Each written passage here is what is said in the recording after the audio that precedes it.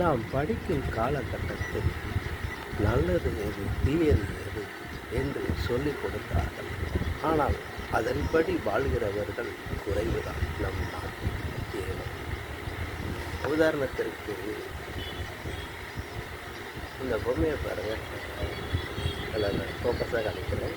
இந்த பொம்மையோட அமைப்பு வாயை பொத்தி இரு கைகளை கொண்டு இருக்கிறது. இதன் காரணம் என்ன?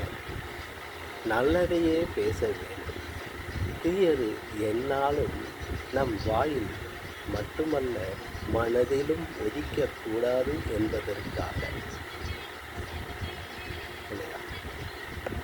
அதே போன்று இந்த பொம்மையை பாருங்கள், 2 காதுகளையும் மூடி இருக்கிறது.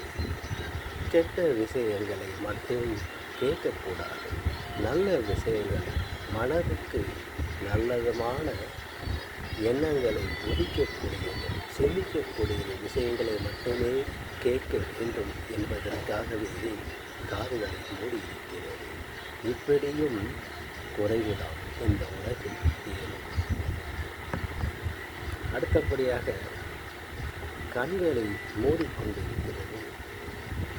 கெட்ட செயல்கள் எதையும் பார்க்கக்கூடாது என்பதற்காக இயற்கை நல்லது, மங்களமான காரியங்கள், தெய்வ காரியங்கள் இதையெல்லாம் பார்ப்பதற்காகவே சொல்கிறது இந்த பொருள். ஆகவே கெட்டதை எதையும் நாம் பார்க்கக்கூடாது என்பதற்காகவே. உதாரணத்திற்கு ஆடைகள் அணிவதற்கு தான், ஆனால் கவர்ச்சியாக உடை அணிந்தால் எப்படி பார்ப்பது? அதற்காகவும் இது உறுதியாகும் என்று சொல்லுகிறது. அடுத்தபடியாக